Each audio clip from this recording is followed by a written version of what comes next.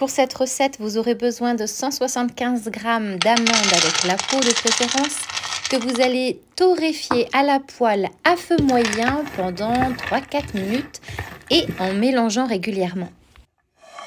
Puis versez le tout dans un bon turbo-mixeur et mixez par petits à-coups jusqu'à obtenir non pas de la poudre mais de tout petits morceaux de différentes tailles. Tant qu'à faire, c'est encore plus agréable en bouche.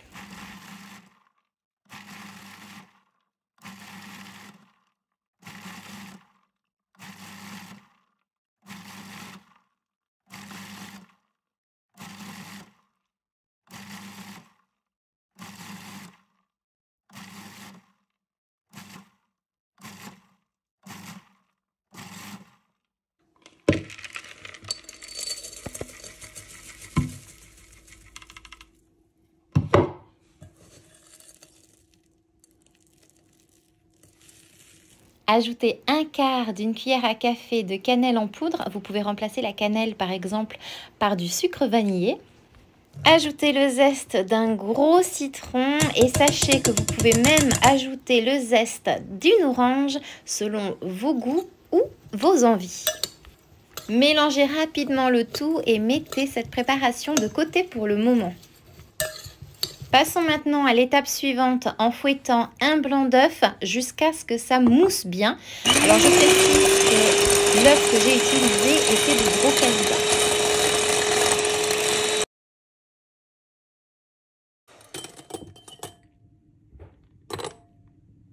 Une fois que le mélange est bien mousseux, vous ajoutez 125 g de sucre glace petit à petit et tout en fouettant.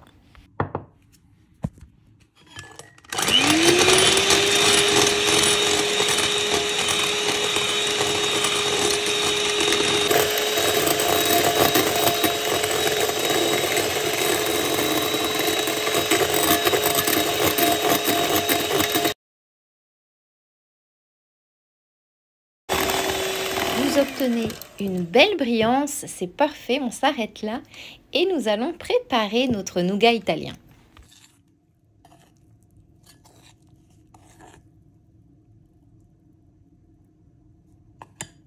Et pour cela, rien de plus simple, il vous suffit d'ajouter 4 cuillères à soupe de notre pâte à meringue dans votre mélange d'amandes et de mélanger. Alors comme vous allez le voir là, j'en dépose d'abord 2, je mélange et je termine par ajouter les 2 dernières. C'est juste pour m'assurer que je n'en mets pas trop. Cela va dépendre également de la taille de vos amandes qui ont été concassées.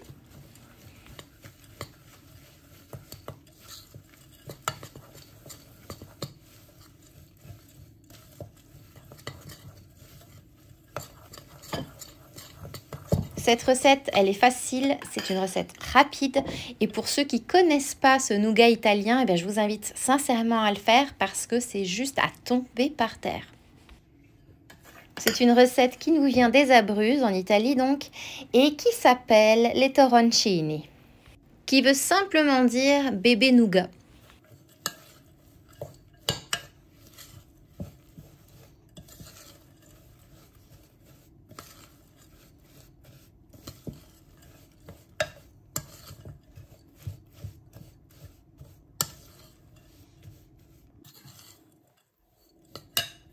Et pour être sûr de la quantité à ajouter, vous prenez votre mélange, vous le pressez entre vos doigts et si ça tient, c'est que c'est prêt. Et maintenant, il ne vous reste plus qu'à aplatir ce mélange entre 2 feuilles de papier cuisson de forme carrée ou rectangulaire. Aidez-vous simplement d'un rouleau à pâtisserie et vous obtenez ce résultat. Le but ici est d'obtenir un nougat qui sera ni trop épais et ni trop fin. Ajoutez le reste de la pâte à meringue par-dessus, bien lissé le plus possible.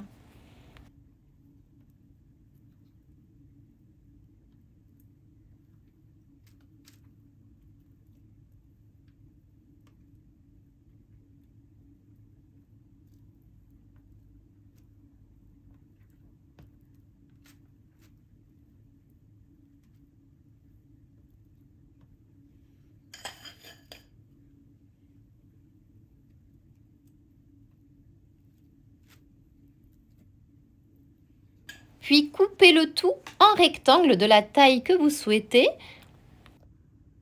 C'est important de couper avant cuisson. Et enfin, maintenant, il est temps de cuire tout ça au four à 90 degrés pendant environ 1 heure. Vous obtenez un résultat vraiment parfait. Écoutez, ça sent super bon dans la cuisine, mais alors le goût, je ne vous dis pas, c'est juste magique. Tous les souvenirs d'enfance remontent à la surface et c'est un réel plaisir. C'est une recette qui est typiquement faite pendant les fêtes de fin d'année, pour Noël, pour même le Nouvel An. Mais sincèrement, là, c'est tellement bon que c'est l'excuse parfaite pour en faire toute l'année. Mais en tout cas, sachez que vous pouvez offrir ça à vos voisins, votre famille ou vos amis. Ils vont en être complètement fous. À déguster avec une tasse de thé bien chaude ou une petite liqueur de vin ou alors même un grand verre de lait.